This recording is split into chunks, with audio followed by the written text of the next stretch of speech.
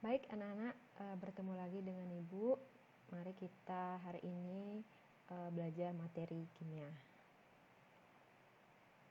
Nah, materi kimia yang akan kita pelajari di semester 1 ini itu Ibu bagi menjadi 4 bab. Yang pertama itu tentang materi dan perubahannya. Kemudian yang kedua tentang struktur atom.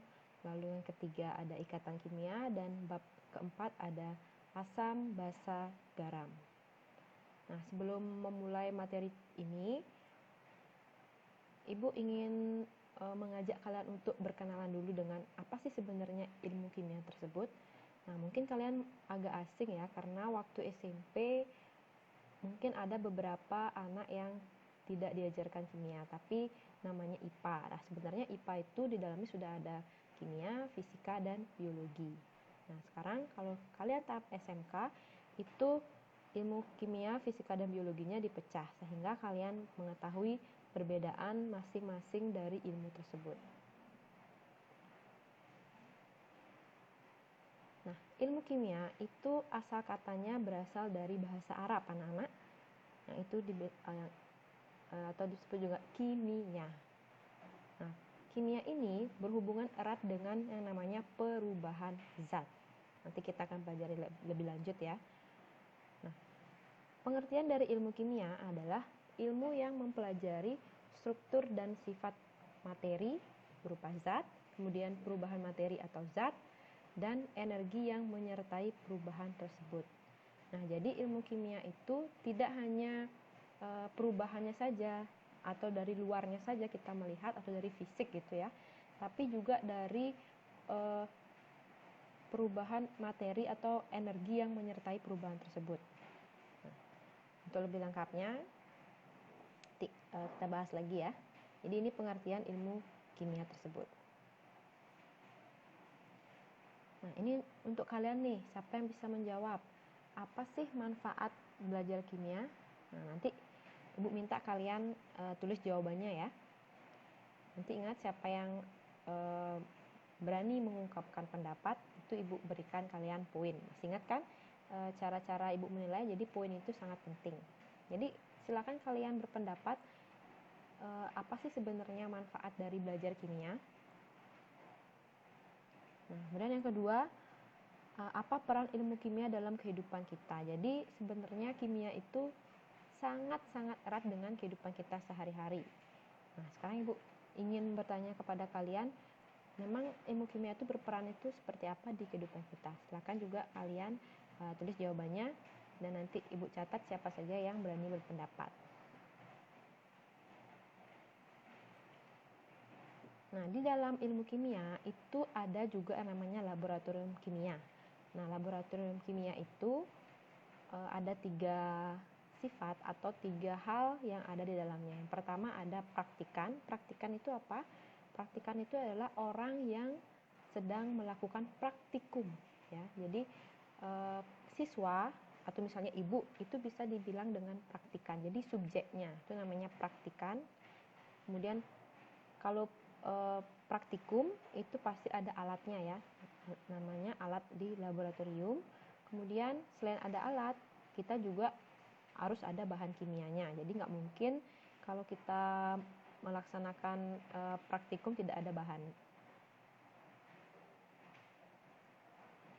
Nah, di sini Bu akan mengenalkan beberapa alat-alat laboratorium kimia yang bisa digunakan. Yang pertama itu adalah labu ukur atau labu takar ya.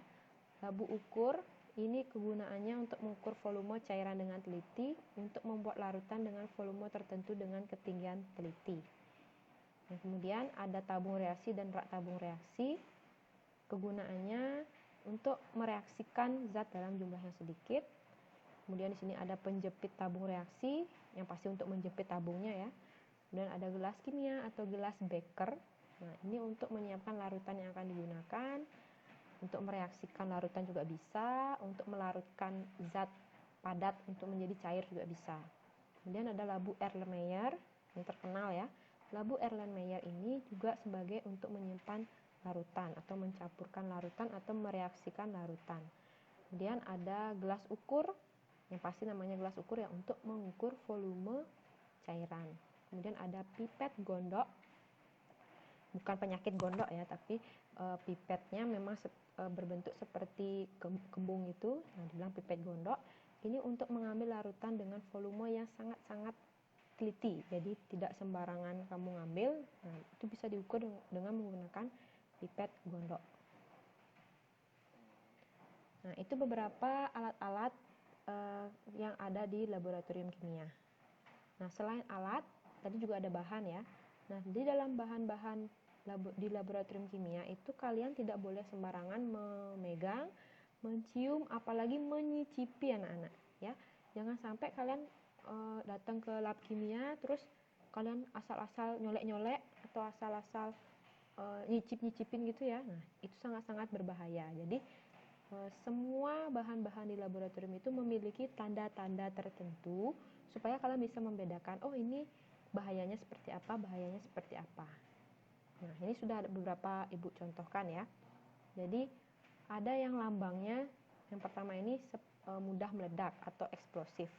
Jadi kalau misalnya mudah meledak, jangan dekatkan sama api. Nanti kalian udah tahu gambarnya seperti itu, main-main kalian dengan api ya jelas nanti meledak.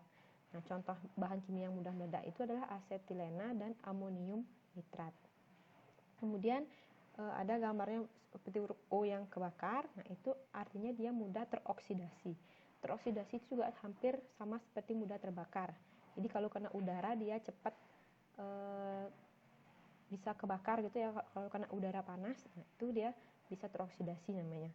Kemudian ada yang bersifat karsinogenik atau memicu timbulnya kanker.